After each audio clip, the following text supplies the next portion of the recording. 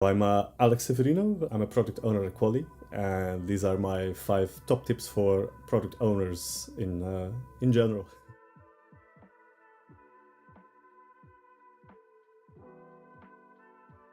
So the first one is I would say that it is extremely important to be empathic. It's crucial that you connect to your colleagues on a content level, but also on an emotional level. So it's very important. Certainly in the remote setting, it's very good to check also for how people are feeling, how they're doing, as well as, of course, simultaneously doing the content part of your job, which is to, of course, collect the data, understanding what they are working on, understanding what the next steps would be.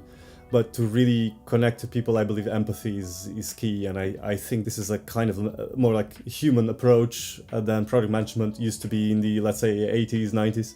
So I think that is really the future, to really see the person that you're talking to and not just see their knowledge or their professional capacities. Second tip would be assertiveness. So you really need to go for it. When you're a product manager or a product owner, it's important to really go and take initiative, because that is, in essence, it is the role. It is to go collect that information, that data. Everything a product manager does should be data driven. You really need to know that it is not your opinion or the opinion even of the person that you are working with. Even if you're talking to a UI UX designer and this person says like, I've decided for this, the role of the product manager is to then immediately ask, okay, why did you decide for this? You don't say, my opinion is that should be, this color or that color. It's more like you must be genuinely interested in why this person chose for this. And it's completely okay to ask about it. What you'll find is that people usually love to talk about it, and you'll really get fantastic answers that you didn't expect. And it also automatically increases your own knowledge, because sometimes somebody hasn't thought about it that much, which is fine. I mean, people do hundreds of things in a week, and you might actually help somebody out by asking the right question and saying like, like last year, you yourself or a colleague said this and this. What do you think about that? But you must always basically initiate it. And that is important, to be assertive as a product owner.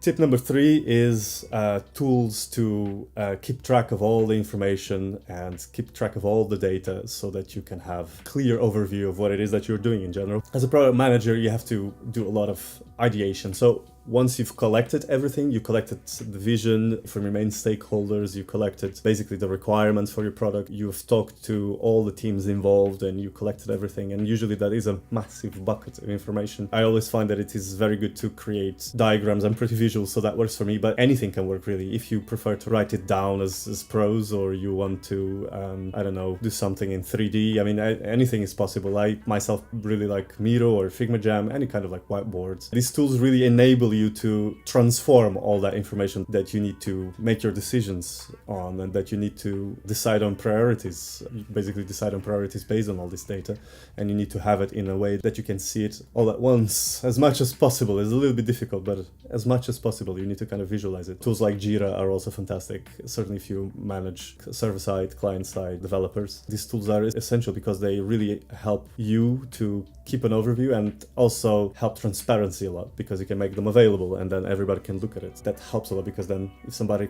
comes in, joins with a fresh brain, and they look at it and they think, why did you think of that? And maybe I haven't thought of it, and that is how a product grows.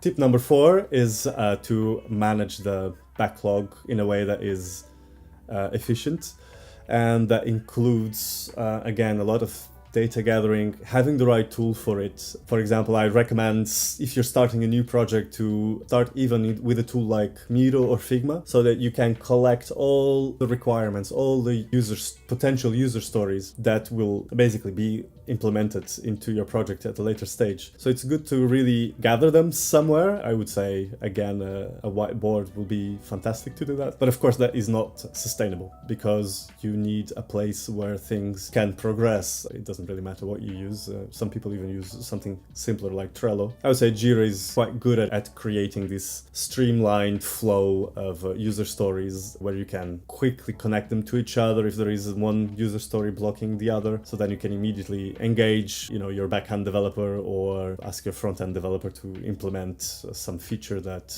is important and needs to be visualized. I would say that it's very good to keep track of it with a good tool. That is, I would say, a crucial piece of technology that you need to use in order to make things flow.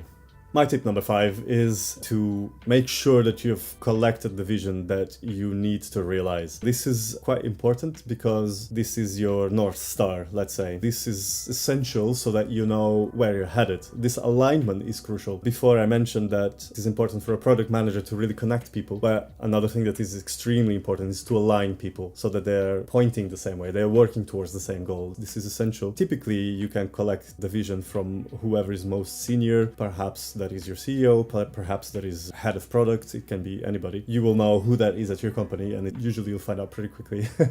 So make sure you really map it out. You map out timings, you ask everybody what they think, what are the features that they think should be in your product. This is really key so that you can all agree on what it is that you're doing. That really is crucial, I'd say, and makes your product move so much faster. I've had experiences as well where this was a little bit more difficult to implement, where, for example, the vision holders would shift their vision a little bit from time to time. That is crucial. If that happens, that you really understand what is happening, why it's happening, so that you can then realign. So it's important to ask your stakeholders really why they're making changes, if they do make changes, so that you can also then talk about it towards the people that you're working with, so that they also understand. This is crucial, otherwise this misalignment can cause a lot of stress. So it's important that everybody's on the same page, essentially. As a product manager, you also can contribute to this vision. Usually it takes about 4 months or so before you're really inside a project, before you can really start thinking along. It takes a lot more time for you to also